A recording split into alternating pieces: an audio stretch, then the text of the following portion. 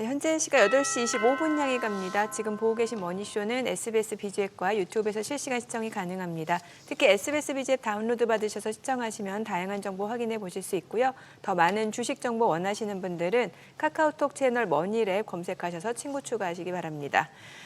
지금 시장 자체가 굉장히 밸류를 논할 수 있는 시장도 아닌 것 같고 좀 비이성적인 구간이다라는 해석이 나오고 있는데 결국엔 중국이 보복 관세를 취했죠. 34%.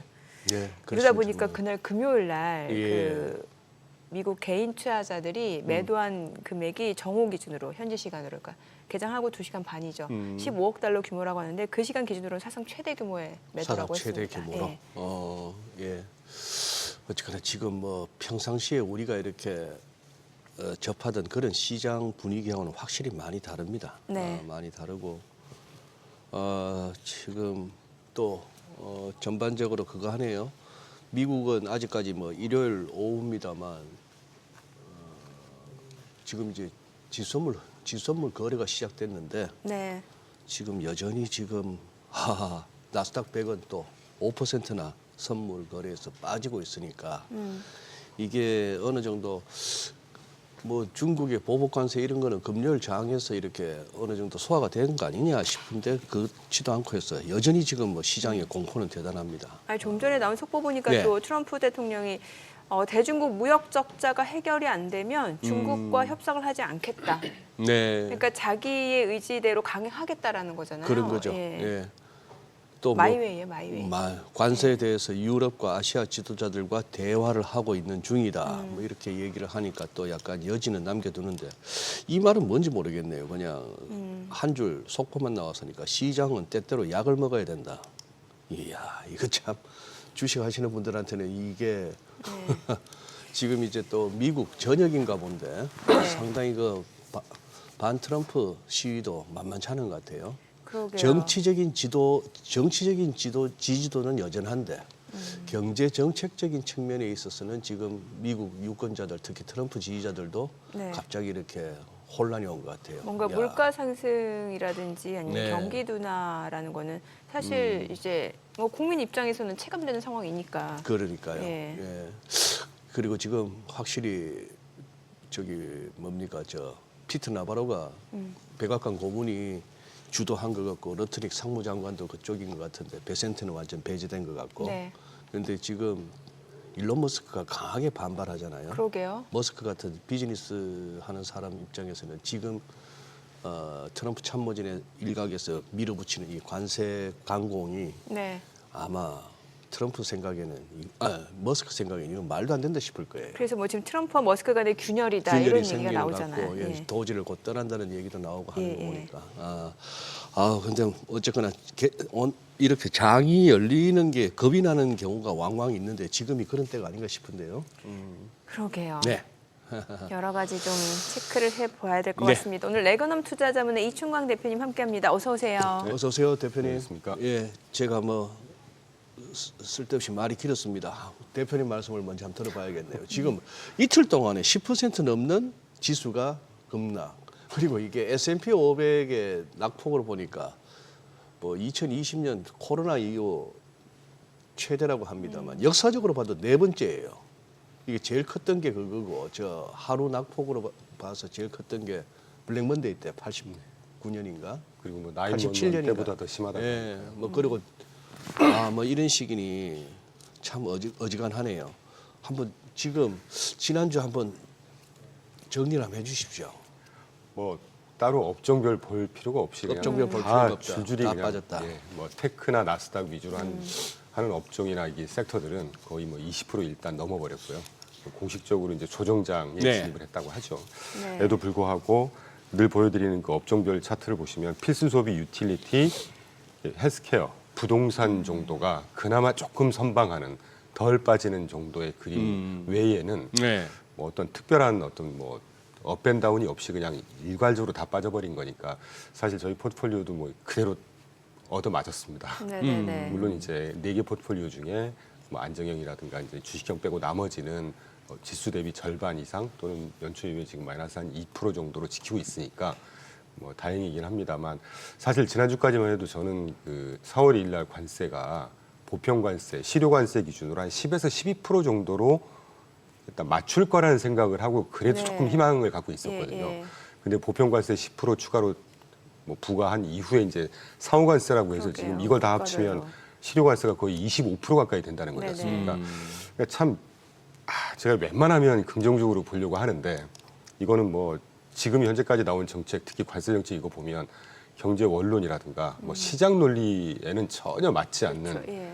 그러니까 이제 앞으로 우리가 좀 저도 오늘부터 지난주부터 고민을 해보고 있는데 도대체 이 트럼프가 뭘 위해서 이렇게 할 거냐 하는 거를 좀 깊이 고민을 해봐야 될 것 같고 사실 제가 방송에서 이런 언급을 잘 안 하려고 합니다. 네네. 지난해 11월 달에 그 스테픈 그 미란이라는 네네네. 예. 지금 경제자문위원장 예, 예. 하고 있죠.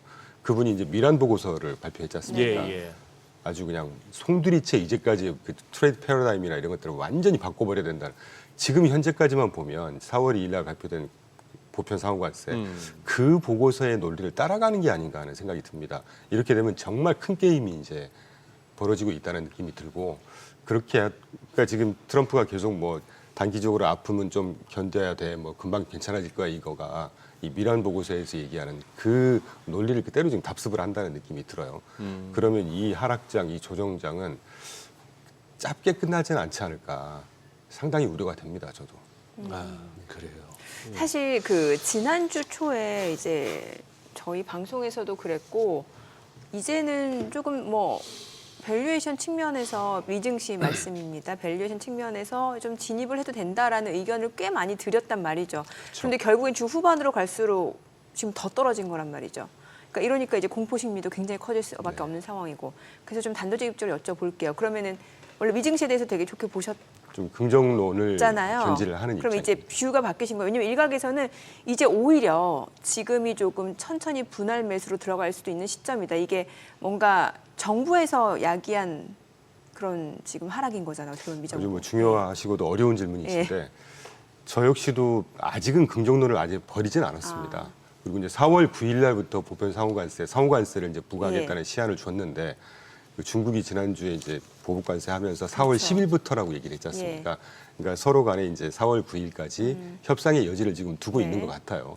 에도 불구하고 이 트럼프의 워딩을 보면 굉장히 큰 선물이 오면 합의할 수 있다. 그러니까요. 뭐 이런 게 좀 우려가 된다는 얘기죠. 그래서 방금 제가 미란 보고서 말씀을 드렸지만 미란 보고서의 키는 그동안의 그 무역의 질서를 완전히 바꿔야 된다. 이게 키지 않습니까? 네. 그래서 달러를 인하시켜야 되고 또 장기 금리 인하시켜야 되고 그러면서 그러니까 저는 주마등처럼 약간 40년 전에 플라자 합의가 지금 살짝 예. 머릿속에 갑자기 떠오르는 그런 기억이 있습니다. 지난주에. 그래서 예. 말하라고 협정 이런 것들은 사실은 아직은 썰이기 때문에 제가 방송에서 언급을 좀 깊이 합니다만 이런 식이라고 하면 말하라고 협정도 진짜 진심으로 생각하고 있지 않을까? 이제 이런 생각이 좀 드네요. 에도 불구하고 협상의 여지는 아직 남아 있다고 생각을 하는데 너무 진심인 것 같아요. 지금 이 관세. 아니 그러니까 좀 전에 나온 속보도 보니까 지금 대중국 무역 적자가 해소 안 되면 협상 안 하겠다라고 하잖아요. 그러니까 본인의 그런 관세 정책에 대해서는 당위성을 좀 부과하는 모습인 거잖아요. 그러니까요. 예. 그래서 조금 우려가 됩니다. 지금 지난 금요일 날 유럽장도 그야말로 부러지는 차트가 나왔는데 지금 여기도 지수 선물이 장난 아니네요. 독일이 5.35 마이너스, 영국이 마이너스 3.5, 프랑스도 3.5 마이너스.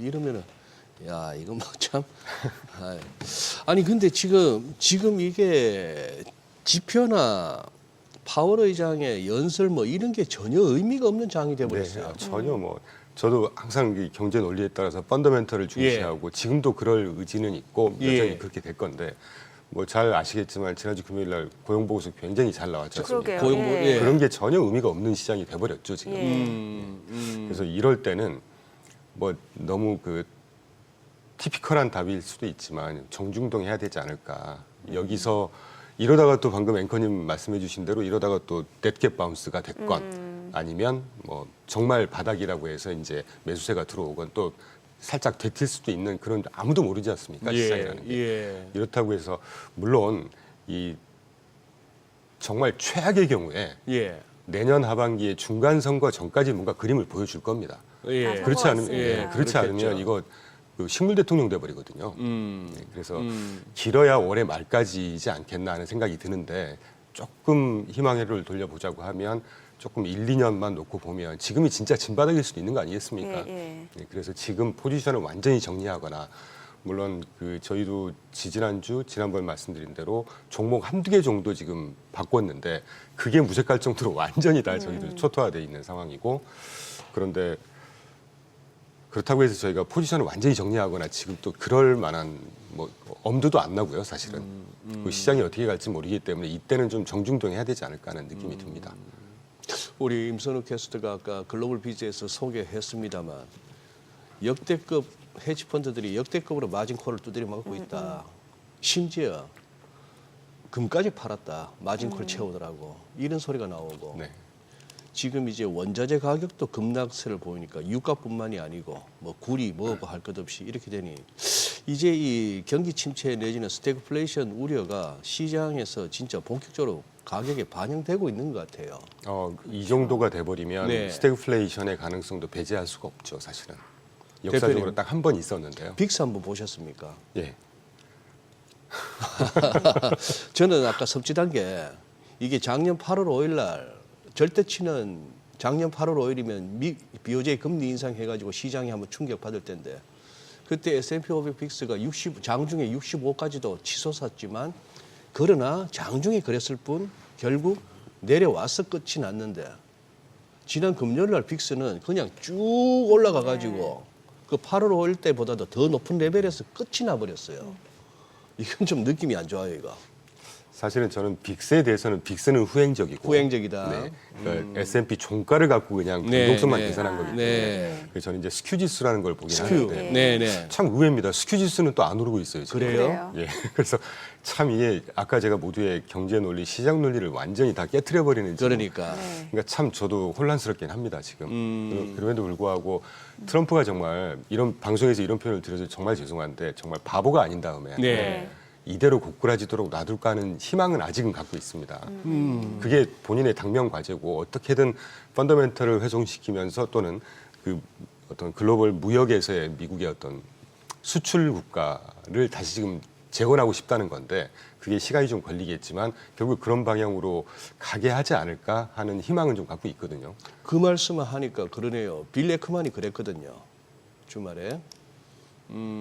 다음 주 월요일 날 미국 현지 기준이겠죠. 다음 주 월요일은 아주 시장에 재미있는 날이 될 것이다 하면서 트럼프 대통령이 관세 정책과 관련해서 한 발 물러선다든지 뭔가 지금까지의 스탠스를 뒤집는 그런 발표를 해도 자기는 놀라지 않겠다라고 얘기를 하더란 말입니다.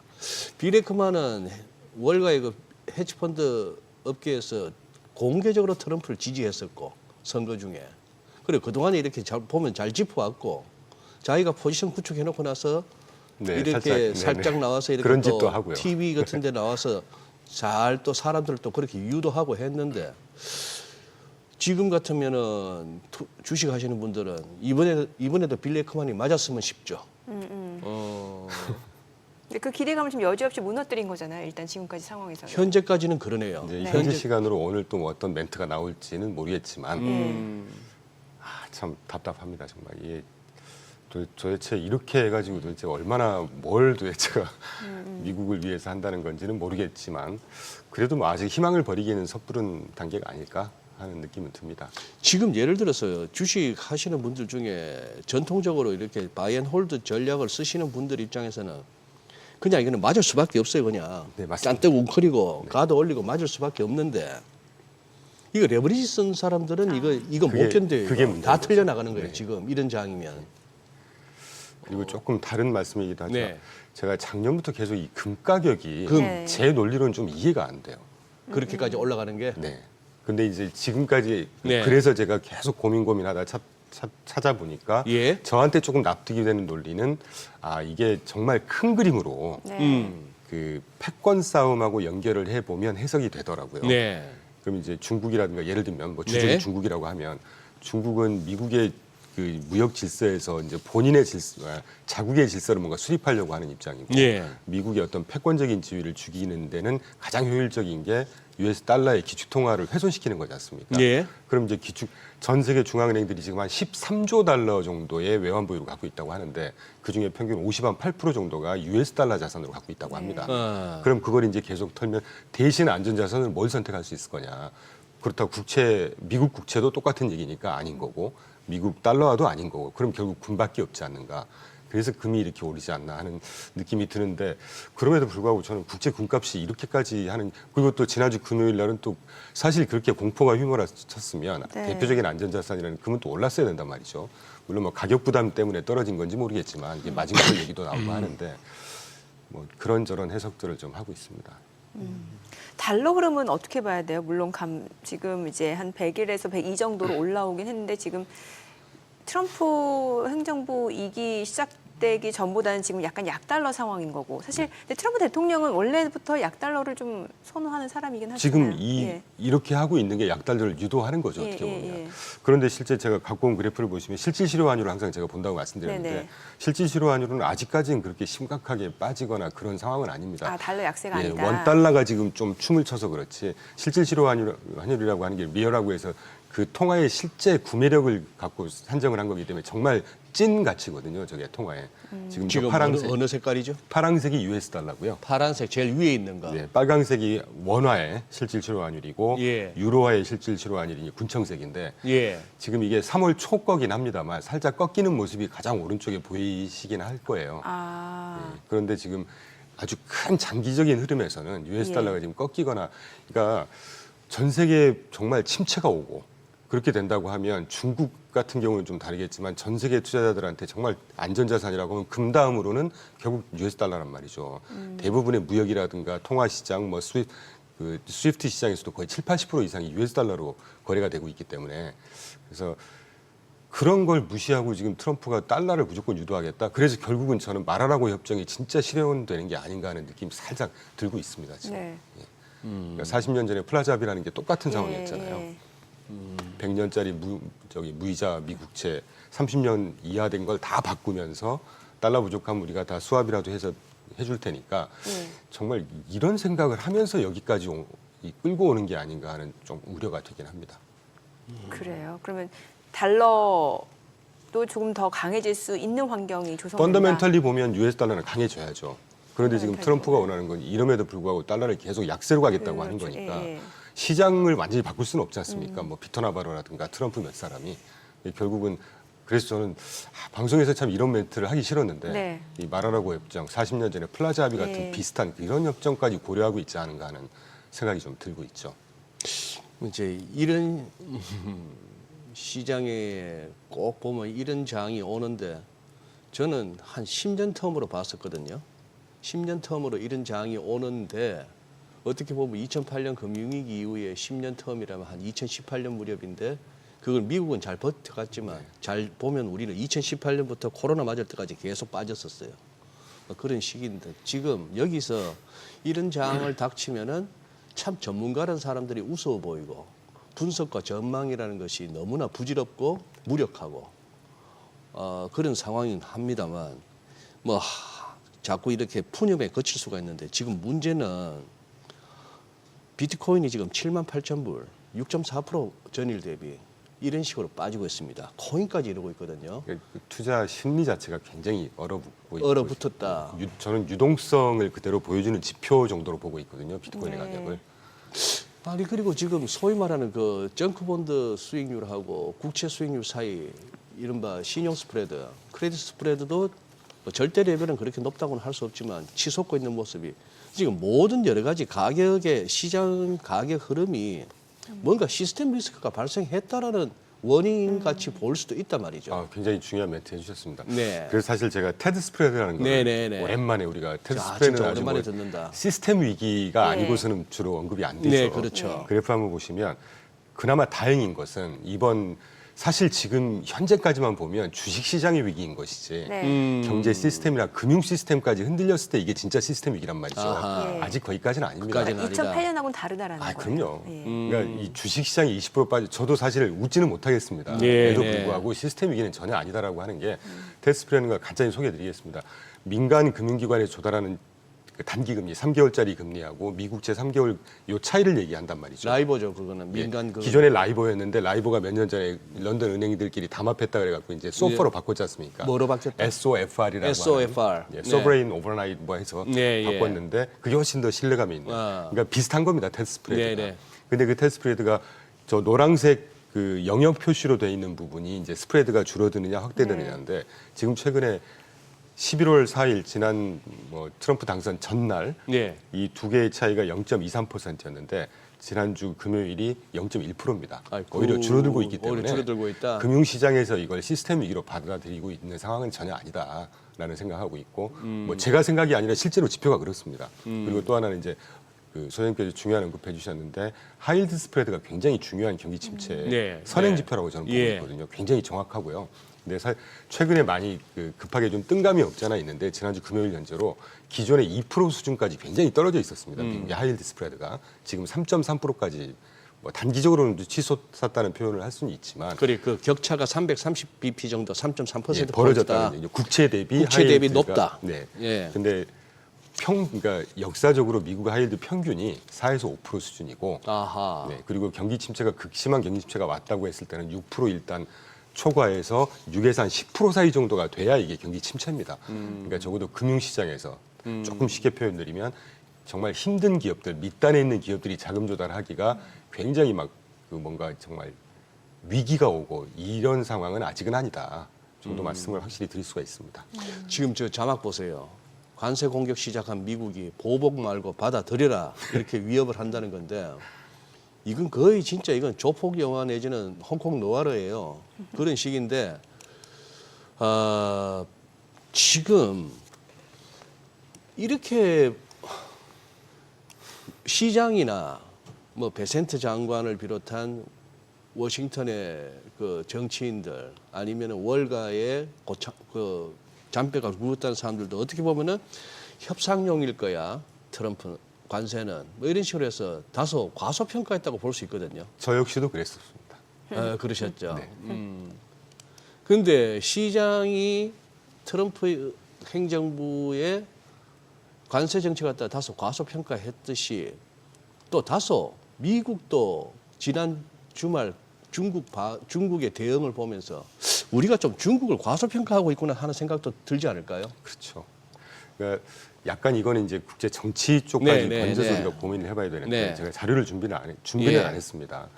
이렇게 미국이 이제 전 세계를 상대로 해서 일방적인 게임을 해버리게 되면 주적은 중국이고 그전 적이 바로 이제 EU일 텐데 네. 예. EU가 지금 하여튼 그래서 이렇게 되면 이제 EU가 중국하고 이제까지는 뭐 인권 문제라든가 뭐 이런 것들 때문에 무역도 서로 막았고 고위 공무원 협정도 공식적으로 그 중단하는 이런 조치가 있었는데 이제 예. 이런 게 풀리면서 만약에 EU와 중국이 손을 잡게 되고 이렇게 되면 국제 무대에서 중국이 이제까지는 내부적인 문제 굉장히 지금 힘든 상황이거든요. 경기 펀더멘털 힘들고 뭐 확인 안 된 얘기라서 제가 방송에서 말씀 언급 좀 조심스럽긴 한데 시진핑도 지금 정치적인 내부 스테이터스가 굉장히 불안한 상황으로 저는 알고 있습니다. 지금 뭐 제가 그런 보는 그런 소스들에 컨텐츠가 많이 올라오더라고요. 그런데 이제 이렇게 영상들이. 돼버리면 네. 의도한 거든 의도하지 않든 간에 이 중국이 국제 무대에서 굉장히 상대적인 중요성이 높아지는 이런 조치가 돼버릴 수가 있다는 것이죠. 네. 그러니까 뭐 제가 아는 게 없어서 그런지 모르겠지만 이 트럼프가 도대체가 이게 정말 주적이 중국이고 그 글로벌 패권의 어떤 움직임에 지금 작은 움직임이라고 본다면 이게 악수가 될 수도 있을 텐데 굳이 뭐하러 이렇게 하나.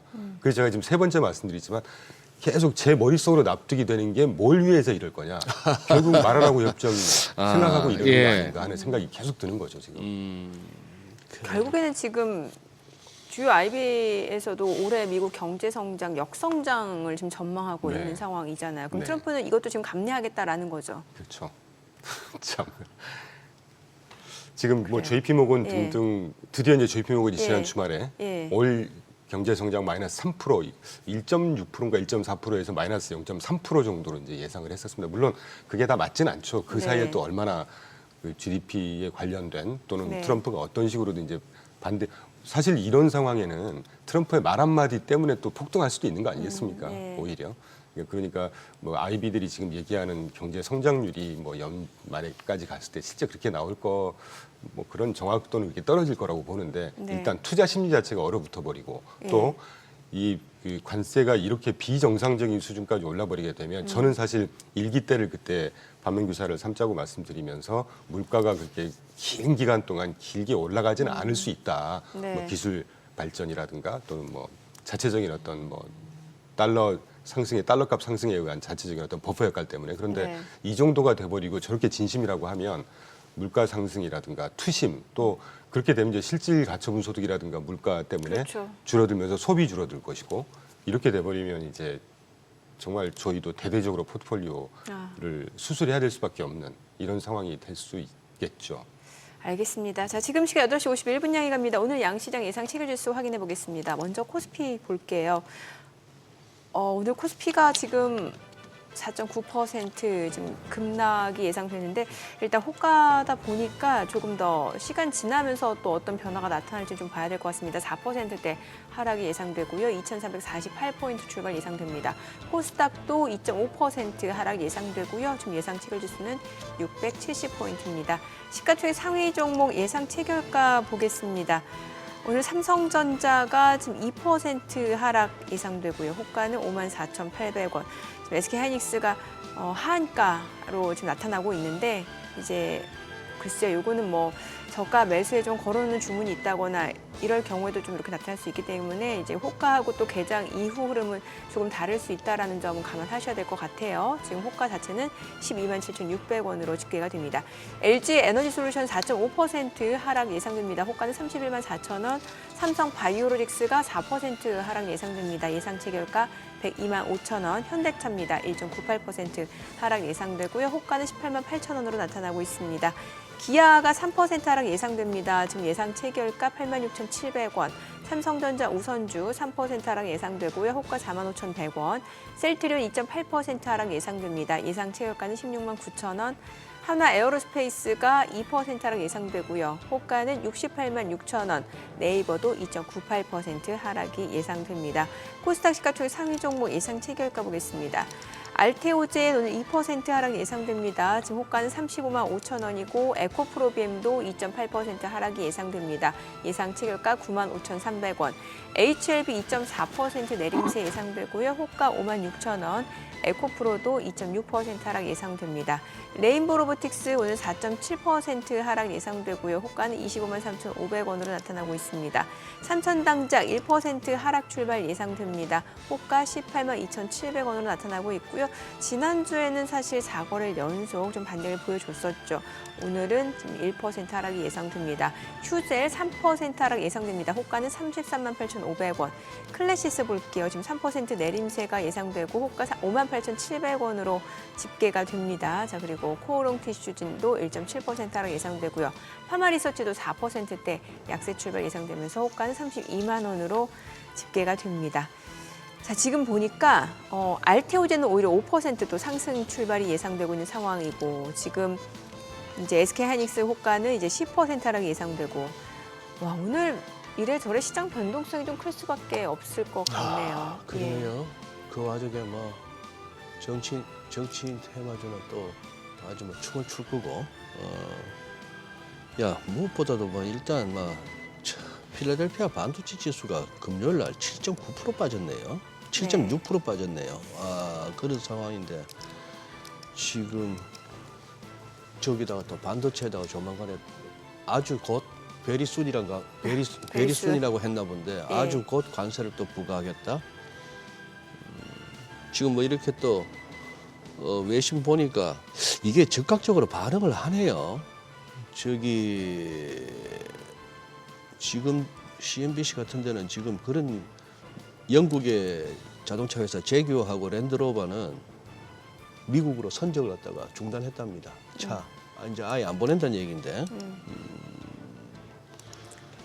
실제 이게 근데 이게 진짜 지금 와서 생각해 보니 의회고 뭐고 다 필요 없이 이른바 대통령의 행정명령으로 대통령의 발표로 이게 다 이 중대한 사안이 다 결정되는 건가요 이게?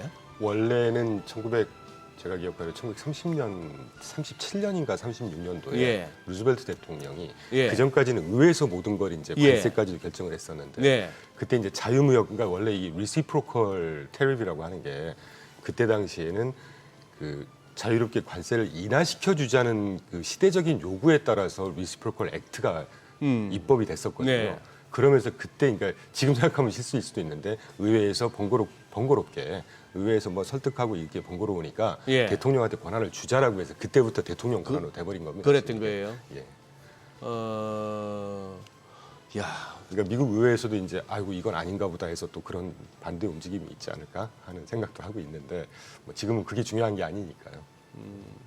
그래서 말씀이 나온 김에 너무 이제 비관론인데 뭐 욕을 먹을 수도 있겠습니다만 지금 네, 이런 네, 분위기로 네. 말씀드리는 게 지금 띄워드린 8페이지 그래프를 한번 보시면 삐세이 리서치라고 하는 독립 리서치 기관이 굉장히 비관적으로 보는 하우스 중에 하나입니다. 근데 네. 굉장히 더 정확하게 봐요. 예. 2년 전에 그 필립스 곡선, 패드에서 보는 필립스 곡선이 꺾였다고 해서 필립스 곡선 의미 없다 뭐 이런 멘트를 좀 굉장히 그 아카데믹하고 이런 하우스인데 그 하우스에서 트럼프의 그 최대 압박의 7단계라는 걸 정리해서 발표를 했더라고요. 아, 트럼프 대통령을 어떻게 하면 압박할 수 있는가? 아, 트럼프가 거래 상대방들한테 아, 거래 어떤 상대방을 식의 어떻게 압박하는가? 압박을 하는지 작은 것에서부터 시작해서 네. 큰 거 그리고 더 큰 요구를 해라. 사람을 흔들어 놓으란 얘기죠. 그리고 네 요구를 전쟁이가 비웃었을 때 불과 분노 그리고 커다란 버튼으로 더 협박을 해라. 그리고 저는 이제 3, 4번을 지금 노란색으로 표시한 게 온 세상이 네가 그걸 실행할지 의심할 때 실제로 그걸 해버려라. 그리고 예. 네 번째가 앉아서 협상하고 관대하고 너그럽게 그런 모습으로 취해라. 그러다가 그 다음 번이 이제 합의 직전에 다 엎어버려라. 그리고 나서 다시 앉아서 협상하고 협상하면서 최고의 협상이라고 얘기를 해라. 뭐 이런 식의 이제 전략들을 갖고 있었던 것 같아요. 이분이 이제까지 펴낸 책을 갖고 정리를 한 것 같습니다. 네, 네. 저는 지금 한 3, 4번 정도를 지나고 있지 않을까 하는 3, 4번 생각을 하고 정도. 있어요. 의심할 때 기꺼이 해라. 실제로 해버렸지 않습니까? 저도 정말 뒤통수 맞은 느낌이었거든요. 저는 예. 사실 아까도 언급드렸지만 실효관세 한뭐 그 트럼프 이전 한 2%에서 3% 정도 됐던 거를 9%까지 올렸다가 10에서 한 12% 정도가 하면 피터 나바로가 얘기했던 지금 감세 또는 이런 것들 때문에 그 조금 뭐 구멍이 나는 재정 수입을 좀 회복할 수 있는 게 매년 6천억 달러, 4천억에서 한 6천억 달러고 이걸 10년 동안 하면 6조 달러를 딱 채울 수 있는 게 지금 보편관세가 뭐 한 12에서 20%, 15%, 뭐 크게는 20%라고 얘기를 하는데 그게 기존보다는 실효관세를 한 4배 정도가 딱 높이면 그 정도가 되겠더라고요. 아. 그래서 한 10에서 12 정도 되면 예. 중간에 협의도 하고 이 정도면 시장이 감내할 수 있는 수준 아닌가. 미국도 얻을 거 없고 다른 나라들도 최악에서는 조금 더 협상을 통해서 이랬었는데 완전히 정말 뒤통수 맞는 이런 느낌이었는데 예, 그래서 그래도 협상의 여지는 좀 그래도 있지 않을까 하는 생각은 하고 있습니다. 지금. 그래요. 지금 뭐 막상 개정하고 나서 어떨지는 모르겠습니다만 지금 전반적으로 지금 달러가 약세거든요. 달러인 환율은 지금 뭐 저기 웰링턴부터 해서 시드니장 열리면서 외환시장 열리자마자 달러인이 훅 뭐 1.5엔 이상 빠지면서 엔화 강세, 달러 약세고 유로도 이렇게 다시 강으로 가고 전반적으로 달러 인덱스도 이제 주춤하면데 우리가 지금 지난 금요일 날 1434원 마감이 아직도 지금 이게 1460원 근방에서 거래된다는 얘기는 우리 원하는 지금 바깥에서의 달러 약세를 못 쫓아간다는 얘기네. 상대 조금 더, 환율은 펀더멘털을 그대로 반영하는 거라고 저는 믿고 있습니다. 지금.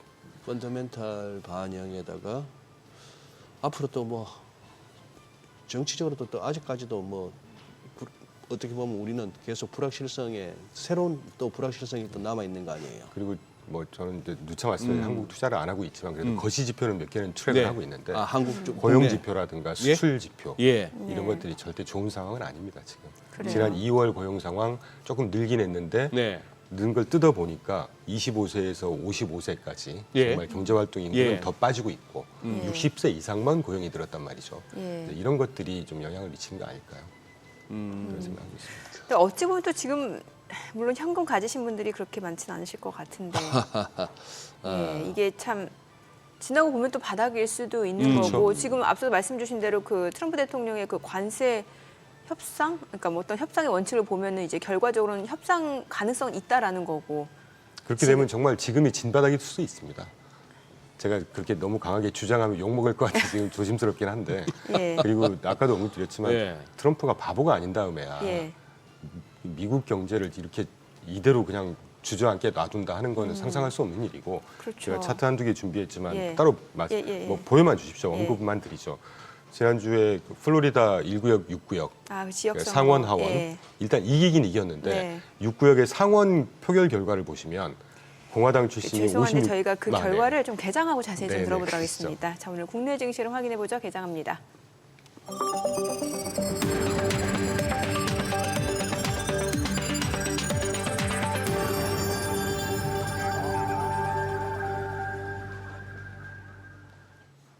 네, 4월 7일 월요일 국내 증시 개장했습니다. 트럼프 상호 관세 이후 중국의 보복 관세가 지금 발표가 되면서 시장이 굉장히 좀 패닉 상태에 빠진 모습입니다. 금요일 미국 뉴욕 증시 3대 지수 진짜 그야말로 폭락이었습니다. S&P 500 시가총액 이틀 만에 5조 4천억 달러가 증발한 상황이고요. 또 이날 개장 이후 2시간 반 동안 개인 투자자들의 매도 규모가 역대급이었습니다. 전날에는 오히려 좀 매수를 보였던 것 굉장히 대조적인 상황이었습니다. 전반적으로 시장에 대한 공포심리가 굉장히 커지고 있는 상황인데 오늘 양시장 출발지수 보겠습니다. 코스피가 4.3% 떨어집니다. 2,362포인트. 코스닥도 3% 내림세입니다. 665포인트입니다. 양시장 하락 출발이고요. 시가총액 상위 종목 시초가 보겠습니다. 삼성전자가 4.9% 떨어집니다. 지금 현재 53,300원, 그리고 SK하이닉스는 6% 하락입니다. 17만 800원. LG 에너지솔루션은 3% 하락입니다. 지금 31만 7,500원이고요. 삼성 바이오로직스가 5.7% 떨어집니다. 100만 8천원. 현대차도 4% 하락합니다. 18만 3,300원이고요. 기아도 4% 내림세로 8만 6천원 선에서 거래되고 있습니다. 삼성전자, 우선주, 셀트리온도 모두 4%대 하락이고요. 한화 에어로스페이스가 3.4% 떨어지면서 67만 8천원에 거래되고 있고요. 네이버도 3% 떨어집니다. 코스닥 시가총액 상위 종목 시초가도 보겠습니다. 알테오젠이 4% 떨어집니다. 이거래일 연소 하락 흐름 이어지면서 지금 현재 주가는 34만 8천원이고요. 에코프로비엠 3% 하락합니다. 9만 5,100원. HLB도 2.6% 떨어집니다. 5만 6,200원이고 에코프로 1.7% 하락. 5만 1,200원이고 레인보로보틱스가 4.7% 떨어집니다. 25만 3,500원이고요. 삼천당제약은 0.8% 떨어집니다. 지금 닷새 만에 하락 전환한 모습이긴 합니다만 다른 종목 대비로는 낙폭이 다소 제한적인 상황이고요. 18만 4,200원에 거래되고 있습니다. 휴지 3.5% 떨어집니다. 지금 33만 8,500원, 클래시스 1.8% 내림세로 5만 9,600원이고요. 코오롱티슈진 2.4% 떨어지고 있고요. 리가캔바이오도 3.4% 하락하면서 현재 주가는 9만 2,500원에 거래되고 있습니다. 이거래 연속 내림세. 다만 외국계 창구 쪽에서는 그래도 매수 주문 좀 들어오고 있는 상황이고 지금 보니까 일단 시장 자체는 하락 흐름 이어지고 있는 상황이고 오늘 히토류 관련주가 강세를 보입니다. 중국에서 지금 미국의 보편 관세, 상호 관세 이후에 보복 관세 34%를 부과하겠다라고 했고 히토류와 관련된 광물 수출 제한하겠다라고 발표를 했습니다. 지금 히토류 관련주가 강세를 보여주고 있는데 세노텍이 9% 강세를 보여주고 있습니다. 그밖에 유니온 머티리얼도 각각 두 자릿수 상승률을 보여주고 있습니다. 주가는 6,230원, 2,275원, 그리고 티플렉스도 8% 강세입니다. 3,285원. 동국 RNS도 6.7% 상승하면서 2,625원이고요. 현대 BNG 스틸도 2% 상승 보여주고 있습니다. 이지도 7.9% 강세 나타내면서 6,620원에 거래되고 있고요. 노바텍도 5% 상승합니다. 세노텍도 지금 상승폭이 조금 더 확대가 되고 있는 상황이고 대원화성까지도 지금 1.4% 올라갑니다. 오늘은 히토류 관련주가 상승 보여주고 있고요. 그 밖에는 지금 일자리라든지 출산 장려 정책 관련주가 올라가고 있는데 출산 장려 정책 관련주 내에서는 지금 에르코스가 상한가고요. 꿈비도 18% 급등하고 있습니다. 그밖에 아가방 컴퍼니, 토박스 코리아, 메디앙스까지도 좀 강세 흐름을 보여주고 있습니다. 이건 아무래도 이제 좀 테마주 쪽으로 좀 보셔야 될 것 같아요. 그밖에 지금 일자리 쪽에서는 원티드랩이 26% 급등을 하면서 1,200원 선까지 올라가고 있는 상황이고 지금 위즈코프가 22% 급등합니다. 그리고 DSC 인베스트먼트도 7.6% 강세고요. TS 인베스트먼트까지도 8% 넘게 오르면서 지금 주가는 1,200원을 넘어서고 있습니다. 일자리 관련주, 출산 장려 정책 관련주가 이제 테마성으로 좀 올라가고 있는 상황이고, 오늘 시장에서 지금 유가증권 시장에서 상승하는 종목은 70개에 불과하고요. 하락하는 종목이 800개입니다. 그리고 코스닥에서도 상승하는 종목은 181개, 그리고 하락하는 종목은 1,443개로 집계가 되고 있습니다. 수급 상황 좀 체크해 보도록 하겠습니다. 오늘 유가증권 시장에서 개인 투자자 지금 저가 매수에 나섭니다. 3,109억 원 순매수고요. 외국인과 기관은 각각 1,877억 원, 1,284억 원 매도 우위. 코스닥도 마찬가지입니다. 개인 투자자는 315억 원 순매수, 외국인과 기관은 138억 원, 176억 원 매도 우위를 나타내고 있고요. 외국인 지금 개장한 지 이제 5분 된 상황인데 지금 선물에서 매도 규모가 굉장히 거셉니다. 지금 6,800계약 넘게 순매도를 나타내고 있습니다. 환율 체크해 보겠습니다. 달러원 환율입니다. 정기장 마감 대비로 지금 급등하고 있는 모습인데 27원 90전 상승하면서 1,462원에 개장이 됐습니다. 확실히 지금 달러 인덱스 보면은 좀 올라가긴 했습니다만 그렇게 올라가지 않은 상황인데 워낙 가치가 상대적으로 굉장히 약하긴 하네요. 지금 월요일 장은 지금 예. FX 외환 시장에서는 지금 달러 약세로 시작을 하거든요. 예. 그리고 4%로 끝났던 미국채 10년물이 지금 3.88까지 다시 또 국채 수익률 떨어지고 떨어지면서 달러도 약세인데 네. 우리만 지금 환율이 전일 대비 30원 넘게 1,465원대, 엔원 환율 100엔당 1,008원. 한국에 뭔가 고장이 났나 봐요. 외국인들이 지금 7,000개를 팝니다. 5분 만에 선물. 그러니까요. 지금도 지선물 순매도 규모, 누적 순매도가 엄청나게 많아가지고 이 외국인이 언제 이걸 갚느냐 그 시점이 이제 어느 정도 바닥일 텐데 지금 더 팔고 있으니까 니케이가 3.몇 % 더 빠지고 있고 우리가 지난 언제였습니까? 12월 9일 날 그때 비상계엄 이후에 12월 9일 날 2,360포인트가 저점이었는데 오늘 지금 이거 2,344까지 내려갔다가 2,360 다시 올라서는 했는데 또 지금 2,350이 밀리고 있어가지고 아마 단타하시는 분들은 개장 초 급락 출발 뭐 한 100포인트 4% 급락 출발이면은 일단 한번 사보고 대응하자 하는 생각은 다들 가지셨을 만한 날인데 저라도 그랬을 것 같은데 이게 잘 안 먹힌다는 게 지금 뭐 시장이 진짜 매도 압력이 엄청나네요. 대표님 지금 이게 지금 누가 숏으로 미는 것 같습니까? 아니면은 지금 이 불가항력적인 숏스탑 같습니까? 롱스탑 같습니까? 뭐 두 개 다 두개 다 섞여 섞여 있을 것 같은데 이제 외국인들이 네. 사실은 외국인들이 그러니까 저 짧은 경우로 보면 네. 단기적으로 한 10에서 15% 정도 단기 플레이를 하는 것 같다는 느낌을 단기 갖고 플레이. 있습니다. 네. 환 더하기 네. 주식 상승해서 한 10에서 15% 정도 항상 먹고 빠지고 네. 정도 하는 그런 일환이고 뭐 전 세계 지금 경기 침체가 엄습을 하고 있으니까요 관세 때문에 거기에 따라 오늘은 특히 이 기관도 같이 팔고 있다는 게 조금 우려가 되네요. 예, 그러네요. 예. 기관은 생각보다 이렇게 그러니까 짧은 매매 패턴은 안 갖고 있는 걸로 저는 네. 알고 있거든요.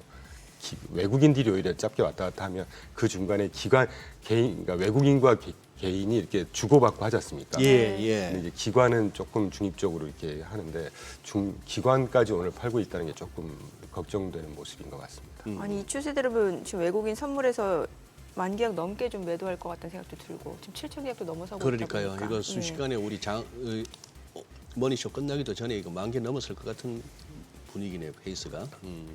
근데 아까 하시고자 하셨던 말씀이 미국의 무슨 그 플로리다하고 보궐선거 얘기. 위스콘신. 플로리다주 이제 1구역이 하원, 6구역이 상원이었는데 랜디 파인이 이번에 선거할 때 이기긴 이겼습니다만 네. 56.7%로 이겼고 2위 조시 웨일 그 민주당 후보가 42.7이었단 말이죠. 네.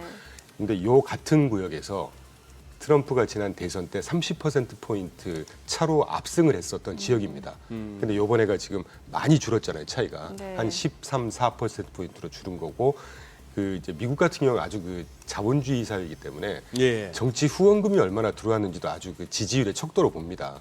근데 민주당 외일 그 선거자금 모집한 게 12 밀리언이니까 네. 뭐 1,200만 달러. 그런데 반면에 공화당의 파인 후보는 1밀리언, 100만 달러 정도밖에 안 모였다는 점에서 민심이 이제 저번에 반영한 게 아닌가.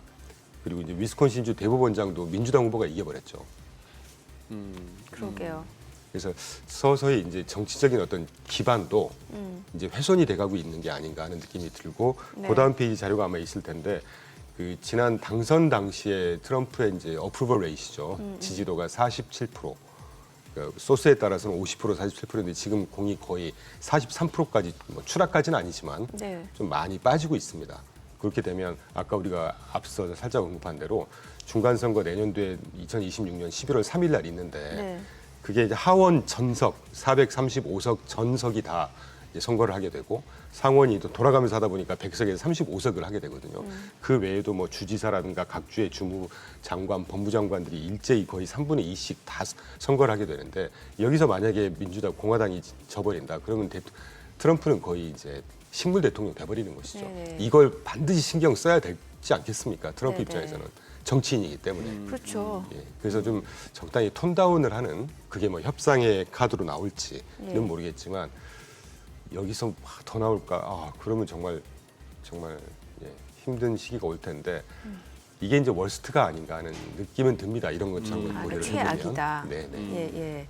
아니 또 이렇게 되면은 사실 뭐 제롬 펄 연준 의장 원래 이제 그 연준의 목표는 두 가지잖아요. 이제 고용하고 이제 물가 물가. 안정. 근데 이제 지금 관세 정책으로 인해서 좀 인플레이션이 높아질 우려는 있지만 시간을 가지고 좀 천천히 대응하겠다라고 했잖아요. 그런데 지금 이쯤 되면은 물가도 물가입니다만 경기 둔화를 더 걱정해야 되는 상황 아니에요?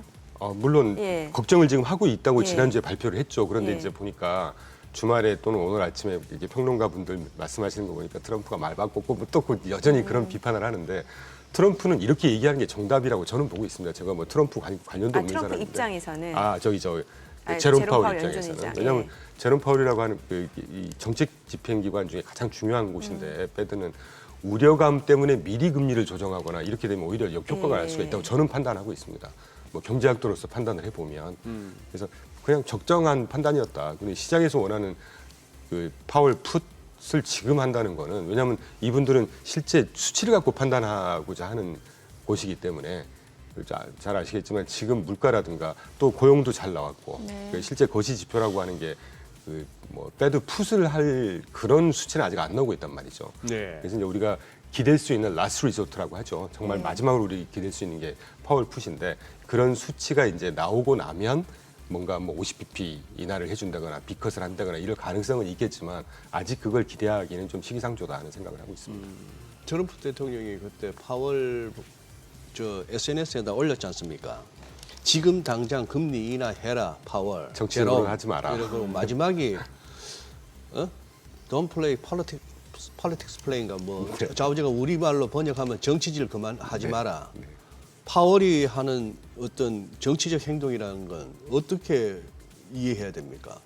트럼프가 말하는 그 정치질 그만해라. 어떤 자기 뜻대로 하지 않으면 정치질 하지 말라고 이렇게 얘기를 하는 거죠. 아 그런 거예요. 예. 저는 파월의 스탠스가 지금 딱 중앙은행장 다운 스탠스라고 보고 있습니다. 뭐 그분을 두둔하자는 게 아니고요. 근데 어쨌거나 파월은 또 한 번의 흑역사가 또 쓰여질 수도 있겠습니다. 지난번에 그 팬데믹 코로나를 갖다가 일시적이라 했다가 일시적이 아닌 것처럼 이 관세로 인한 영향도 일시적일 것이다 했는데 지난 주말에 나왔던 연설에서는 이거 좀 길게 갈 수도 있겠고 그 영향이 어떻게까지 어느 정도까지 갈지는 모르겠다로 이제 말이 또 바뀌던 벌써 거죠. 한 달도 안 돼서 말이 좀 한 달도 바뀐 말이 거니까요. 예, 그러네요. 아우 거래소에서 매도 사이드카 발동이 됐습니다. 자, 사이드카 서킷 브레이크 이런 말이 나오면 진짜 우리 투자자분들은 진짜 지옥을 경험하고 계시는 건데. 아니 뭐 지금 국내 쪽은 그렇게 커버 안 하시니까 좀 채권 쪽도 여쭤보고 싶은데 지금 보면은 오히려 그래서 채권 쪽으로 좀 수요가 몰리는 느낌도 있거든요. 당연히 채권 예, 쪽으로 예, 당연히 예. 올려야 되죠. 이런 그러니까요. 상황에서는. 채권 투자에 대해서도 좀 알려주세요. 이게 참. 저는 여전히 예.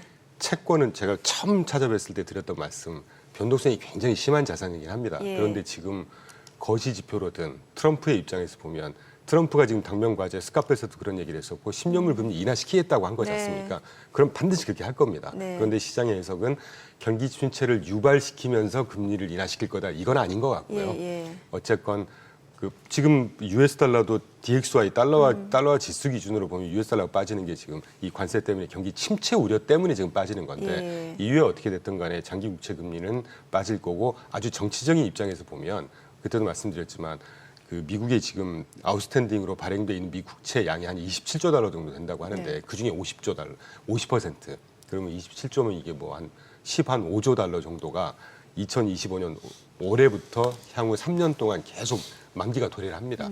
그럼 이 리파이낸싱 차원을 하려면 당연히 금리를 좀 어떤 식으로든 인하시켜야 되지 않겠습니까? 그런 큰 그림의 일환인 것 같아요, 지금.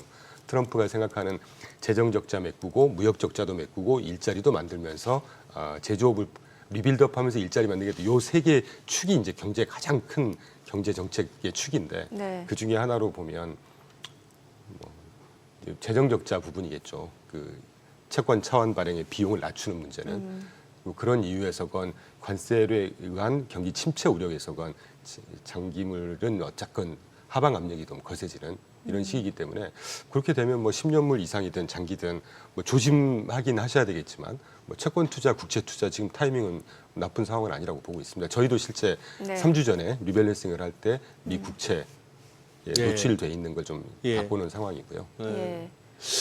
이제 오늘부터 저희 이제 오후 3시에 이제 머니쇼 예. 플러스가 이제 처음 이제 방송됩니다. 뭐 계속해서 정민 앵커가 진행하시고 또 강승희 대표가 이제 같이 하시는데 소장님 또 오늘 첫 출연자로 나오시잖아요. 예. 네. 참 아쉽네요. 참 저도 뭐 어렵게나마 그래도 2,700원 가지 않겠느냐 코스피 기준으로 이러고 나서 미련 떨다가 지금 이 장을 두드려 맞고 있습니다만 조금은 우리 머니쇼 플러스가 한 보름 정도만 일찍 방송 시작했더라면 하는 아쉬움은 있는데 이따가 오후에 한번 뭐 보여는 드리겠습니다만 아니 지금 금도 금이지만 은이 말이에요. 그러니까 목요일 날 마이너스 7.73, 금요일 날 마이너스 8.57 해갖고 주봉을 보면은 지난주에 16% 빠져가지고 차트가 희한하게 돼버렸습니다. 금도 많이 빠졌지만 지금 이렇게 대표님도 금을 좀 이해할 수 없다고 말씀하셨고 저는 또 집집하게 최근 들어서 저희 프로그램에서도 금 갖고 많이 다뤘어요. 네.